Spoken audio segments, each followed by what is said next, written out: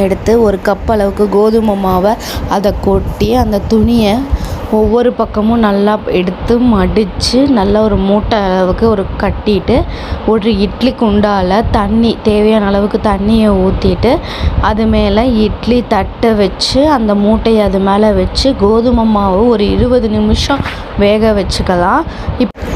அதே இட்லி பாத்திரத்தில் வெண்ணெயும் எடுத்து உருக்கிக்கலாம். இப்போது வேக வச்ச அந்த மாவை பிரித்து ஒரு பாத்திரத்துக்கு அந்த மாவை மாற்றிட்டு நல்லா அந்த மாவை நைஸாக பவுட்ரு அளவுக்கு பிசையணும். சூடாக இருக்கும், பார்த்து பிசைங்க.